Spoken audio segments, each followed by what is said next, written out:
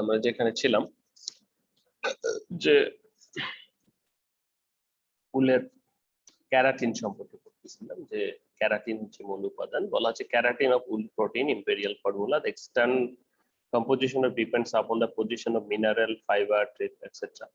অর্থাৎ keratin content sulphur আরো অনেক কিছু কন্টেন্ট করছে।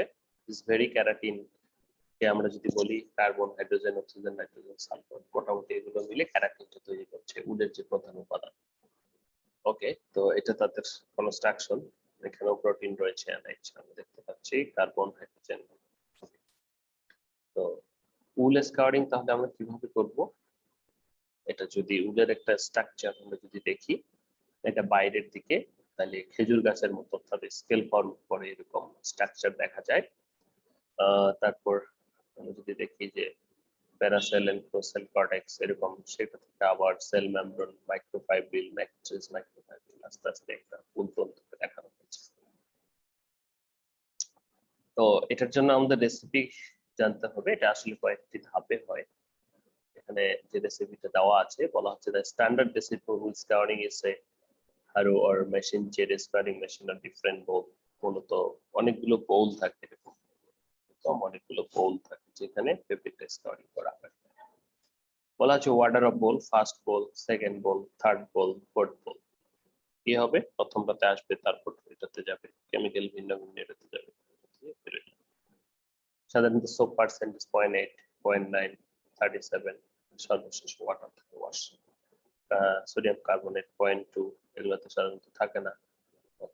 টেম্পারেচার সাধারণত 49 থেকে 52, 49, 46, 40, 43। টাইম 2 থেকে 3 মিনিট, 50। অর্থাৎ 4টা বলে ফেব্রিকটা এখান থেকে দ্বিতীয় বোল, দ্বিতীয় বোল, তৃতীয় বোল, তৃতীয় বোল পর্যন্ত বেরিয়ে যায়। পিএইচ বলা হচ্ছে বিলো 10, লাইক। আর ক্যাপাসিটি বোল 1500 গ্যালন অথবা ভেরি করে, আমি কতটুকু বলবো, মানে বোল তো আমরা বুঝতেছি চৌবাচ্চার মতো। Each bowl are rectangular in shape and made for cast iron. Cast আয়রনের কথা তো এর আগেও বলেছিলাম তোমাদেরকে, যে ওই যে টিউবওয়েলের যে লোহাটা, সেটা উল স্কাউরিং is performed in every bowl and squeezed. In fourth bowl, materials are washed and finally dried. তাহলে প্রথম 3 বলে মূলত স্কাউরিংটা হচ্ছে। চতুর্থ বলে গিয়ে বা চতুর্থ সেগমেন্টে গিয়ে সেটা শুধুমাত্র ওয়াশ হচ্ছে।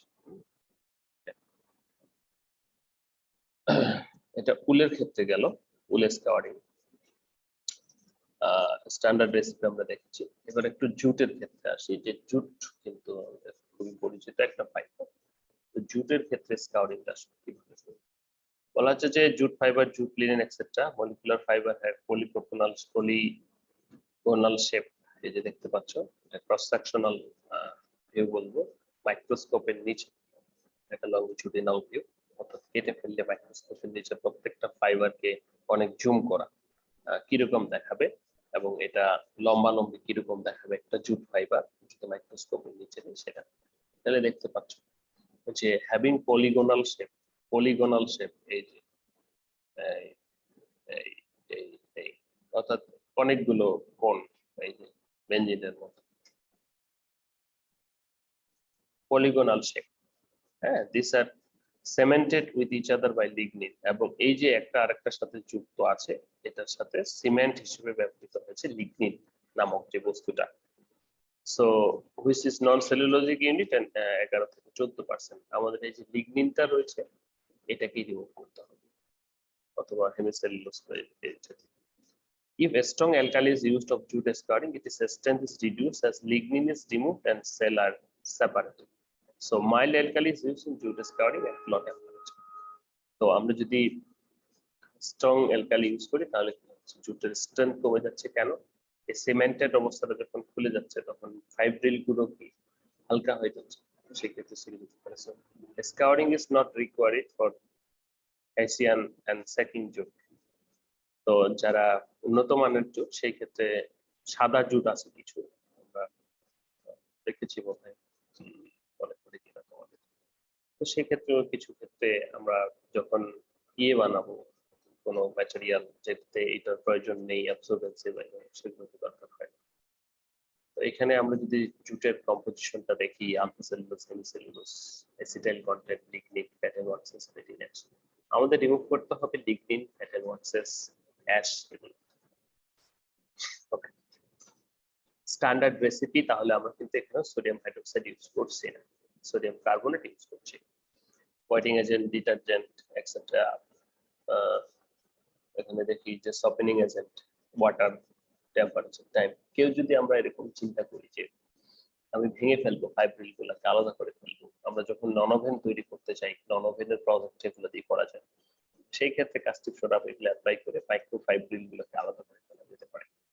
তো যাই হোক, স্ট্যান্ডার্ড রেসিপি ফর স্কাউটিং এর ক্ষেত্রে আমরা দেখতে পাচ্ছি যে 46%, 0.5 থেকে 1%, ওয়াটার সাপ্লাই 5 থেকে 10%, water 15 to 20 Times, temperature boiling 100 degree 3 থেকে 6 ঘন্টা। Okay, better performance, 1% oxalic acid solution used to boil jute before scouring. After scouring, jute is treated with HCl. কারণটা কি যে আমাদের ইয়াটাকে নিউট্রালাইজ করে ফেলেছে। ওকে, এটি হলো জুটের ক্ষেত্রে। এরপরে আমরা একটু আসবো ম্যানমেড ফাইবারের ক্ষেত্রে। আমরা জানি যে ম্যানমেড ফাইবারের ক্ষেত্রে আমাদের সাধারণত সে ধরনের কোনো ইম্পিউরিটিস যখন আমরা তৈরি করি, তখন তো পিওর না হলে তৈরি করা যাবে না, তাই না? সেখানে ইম্পিউরিটিস এর পরিমাণ খুবই কম। তো মানে যখন তৈরি হয় তখন তো আর থাকে না, মনে করো নাইলন, পলিস্টার, এগুলোর ক্ষেত্রে ইম্পিউরিটিস কোথা থেকে আসবে? বাট এটি যখন আমরা স্পিনিং এর পর বিভিন্ন প্রসেস করি বা বিভিন্ন খানিকটা নেওয়া আনা করি গাড়িতে বা নামানামি ইত্যাদির ফলে কিছু ময়লা, বাইরে থেকে তেল, লিচিং অয়েল, ফেব্রিক বোনার সময় এগুলো লাগতে পারে। তো সেই জন্য সাধারণত ডিটারজেন্ট ওয়াশ করে ফেলা হয়। তো সেইখানে স্পেসিফিক ভাবে সেরকম কিছু করা হয়। তো নাইলনের ক্ষেত্রে সের জন্য যেটা করা হয় যে নাইলন একটি man-made fibre, protein fibre, detergent 1 থেকে 2 part per litre, sodium carbonate parts per litre বা গ্রাম পার লিটার ইউজ করা যেতে পারে। টাইম 70 ডিগ্রি সেন্টিগ্রেডে জাস্ট একটু ঘুরিয়ে নিয়ে ছেড়ে দিই। অ্যাক্রাইলিক ফাইবারের ক্ষেত্রে নন আয়নিক ডিটারজেন্ট 80 ডিগ্রিতে ঘোরালে হবে বা 80 ডিগ্রিতে নন আয়নিক ডিটারজেন্ট দিয়ে করা হয়। রেয়নের ক্ষেত্রে নন আয়নিক ডিটারজেন্ট, কার্বনেট, সেলুলোজ অ্যাসিটেটের ক্ষেত্রে ডিটারজেন্ট, অ্যামোনিয়া সলিউশন, এইগুলো করা হয়। টেম্পারেচার এগুলো। এই হলো ম্যানমেড ফাইবারের ক্ষেত্রে। জাস্ট পলিস্টারের ক্ষেত্রেও একইভাবে ওয়াশ করে, সেগুলো সিনথেটিক ডিটারজেন্ট দিয়ে ওয়াশ করে ফেলা হয়।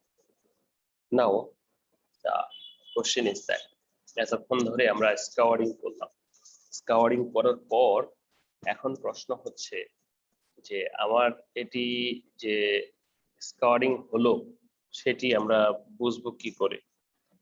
সেটি তো বুঝতে হবে।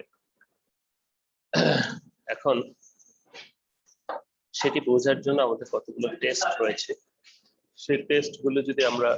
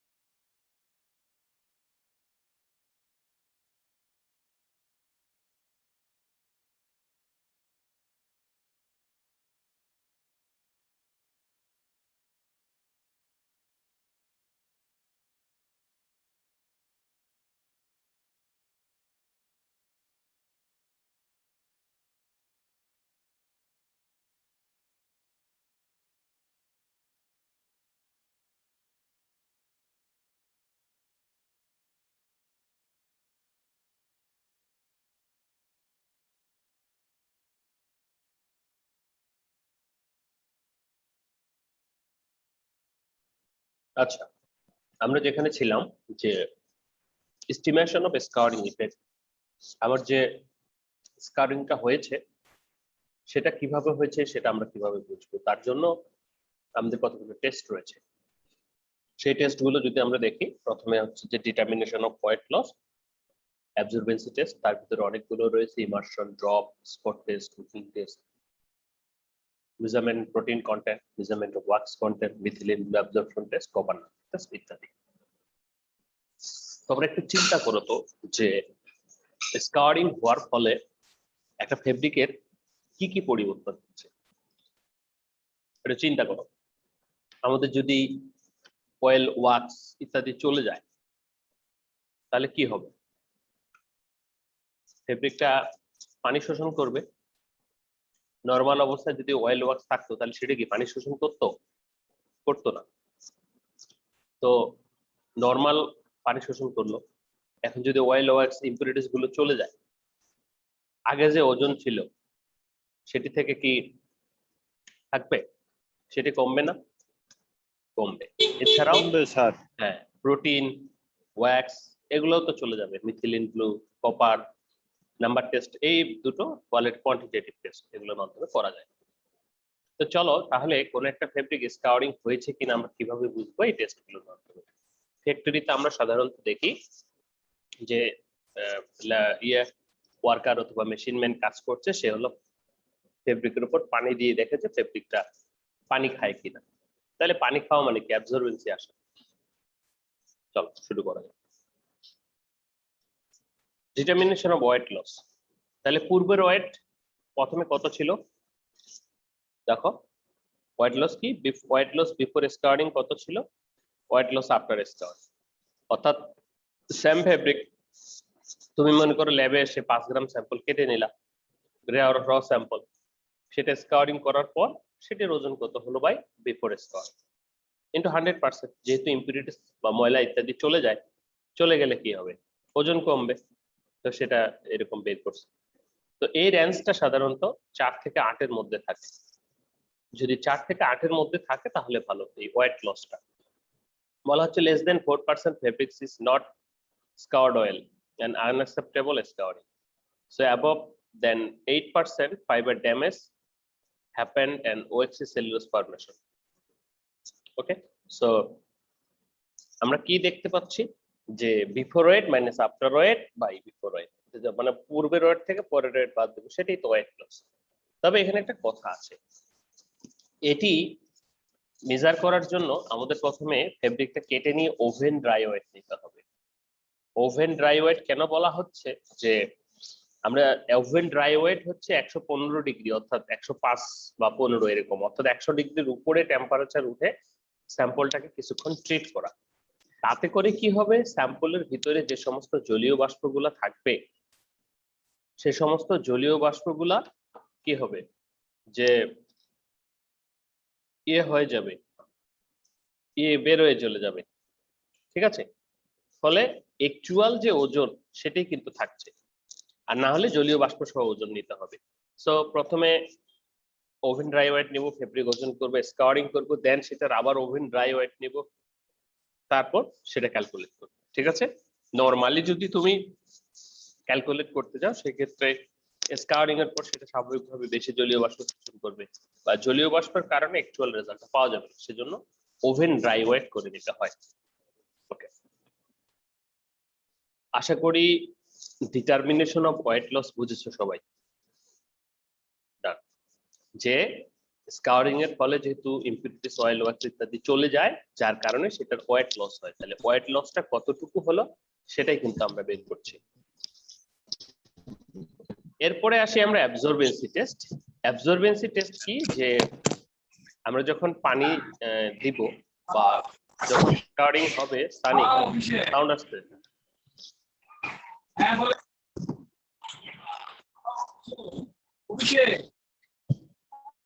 মিউটও করা যাচ্ছে না কেন? ওকে, আমরা যখন অয়েল ওয়াক্স চলে যাচ্ছে ফেব্রিক থেকে, তখন কি হচ্ছে? পানি শোষণ করতেছে। তো এটা কি পরিমাণ পানি শোষণ করে তার জন্য কতগুলো টেস্ট দেওয়া আছে। প্রথমে যে টেস্টটি দেওয়া আছে সেটিকে বলা হচ্ছে যে ইমার্শন টেস্ট। ইমার্শন টেস্টটা কি? ইমার্শন কি? ভেসে থাকা বা ইমার্স হওয়া, নিমজ্জিত হওয়া।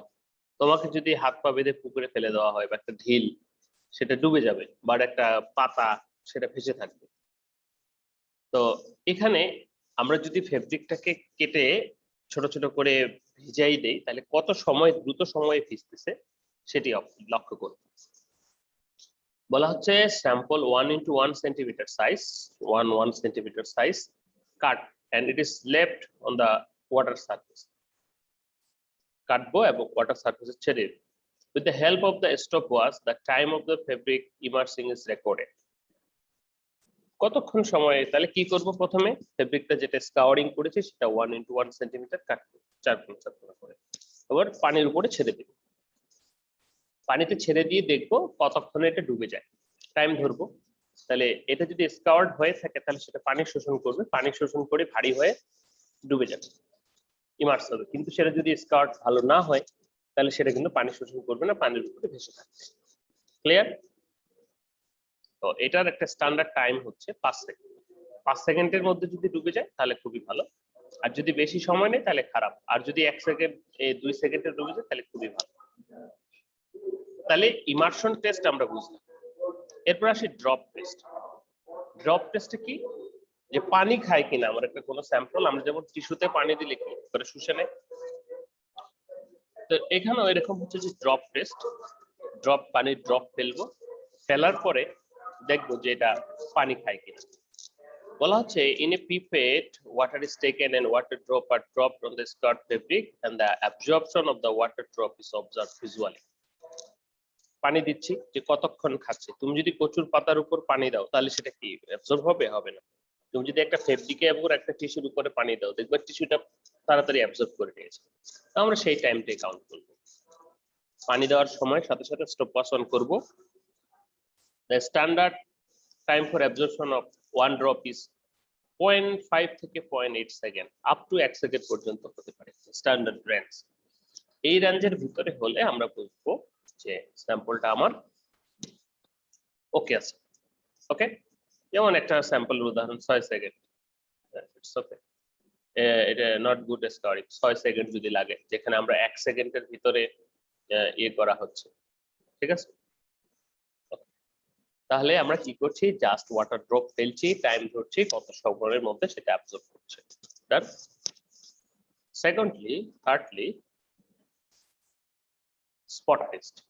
আমরা যে ড্রপটা ফেলতেছি সেটা কিরকম ভাবে চারিদিকে ছড়িয়ে যাচ্ছে সেটার উপর ভিত্তি করে কিন্তু আমরা এটা করতে পারি। এটা যদি চারিদিকে সুন্দরভাবে ছড়িয়ে যায় তাহলে সেটা গুড স্কাউরিং। এখানে যে ছবিটা তোমরা দেখতে পাচ্ছ এটা গুড স্কাউরিং। যদি একটু এলোমেলো হয় ইউনিফর্ম স্কাউরিং, আর এই দিক সেদিক হলে সেটা আনইভেন স্কাউরিং। বলা হচ্ছে in a pipette a solution of 100% direct lead congruent, যে কোনো ডাই নেওয়া যেতে পারে। যেন আমরা যদি নরমাল পানি দেই তাহলে কতটা চারিদিকে ছড়িয়ে গেল সেটা সাধারণত ভালো মতো বোঝা যায় না, বাট আমরা যখন এখানে রেড ওয়াটার দিব, ডাই সহ দিব, তখন কি এটা চারিদিকে কতটুকু ছড়িয়ে গেল সেটা কিন্তু ভালো করে বোঝা যাবে। is taken and droplet of the solution put on the different places of the fabric and the shape of the absorption area is observed. মনে করো একটা ফেব্রিক নিলাম, ফেব্রিকের 1% ডিরেক্ট রেড সলিউশন, 1% সলিউশন করলাম, করে বিভিন্ন জায়গায় দিলাম এবং দেখলা যে কি রকম ছড়িয়ে যাচ্ছে সেটা, তাহলে সেটার উপর বেস করে আমরা বলতে পারি যে স্কাউরিং কেমন হয়েছে। ঠিক আছে, তারপর কলাম টেস্ট। কলাম টেস্ট বা উইকিং টেস্টের কথায় যদি আসি, আমরা ছোটবেলায় তোমাদের হয়তো অনেকেই সাঁকো, নদী বা খাল পার হয়েছে। ওই আমি স্কুলে যেতাম সাঁকো পার হয়ে, তো নালা, ওখানে পানি থাকতো হাঁটু সমান বা প্যান্ট আর উপরে উঠতো না, জিন্স প্যান্ট। ফলে ওই একটু লাগলেই দেখা যায় যে একটু যদি প্যান্টে লাগতো দেখা যায় যে উপর পর্যন্ত উঠে গেছে। এই পর্যন্ত কিন্তু পানি ছিল না, পানি হয়তো এখানে লেগেছে একটু মাথায়, কিন্তু প্যান্ট ভিজতে ভিজতে উপর পর্যন্ত উঠে গেছে। এই ঘটনাটা কেন হয়? এই যে অ্যাবজর্বেন্সের কারণ। তো এই কলাম টেস্ট বা উইকিং টেস্টে আমরা দেখবো একটা এরকম স্কাওয়ার্ড ফেব্রিককে আমরা যদি পানির কন্টাক্টে আনি তাহলে সেই পানিটা অ্যাবজর্ব করে কত উপরে ওঠে সেটার উপর ভিত্তি করে। বলা হচ্ছে 18 into 5 centimeter sample is cut from the squared sample. 18 পুরোটা 18 এটা 5. In a beaker 1% direct dye solution red color is taken. এটা বিকারে নিব, যেহেতু উপরের দিকে উঠবে সেহেতু সাদা স্যাম্পলে যদি ডাই উঠে তাহলে সেটা সহজেই বোঝা যাবে, নোটিসেবল হবে। After that a marker is drawn at 1 centimeter above from the sample bottom. 18 centimetre 1 centimetre দাগ দিয়ে নিব, কারণ ওই 1 সেন্টিমিটার পানি বা ডাইতে ডুবাবো।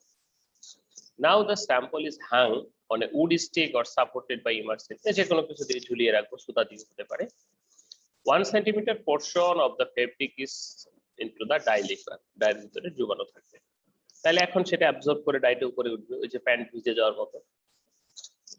When we measured into the point up to which is colored solution is absorbed straight above the way 5 minute time. আমরা কতক্ষণ দেখব? 5 মিনিট। তাহলে 5 মিনিটে কত দূর উপরে উঠতেছে সেটা আমাদের দেখার বিষয়। ওকে, তো কলাম টেস্টেশন স্ট্যান্ডার্ড রেঞ্জ হচ্ছে 30 থেকে 50 মিনিট পর্যন্ত হয় সাধারণত। তাহলে যত বেশি উঠবে তাহলে স্কাওয়ারিংটা তত ভালো হয়েছে, কম হলে এত ভালো হয়নি। ক্লিয়ার?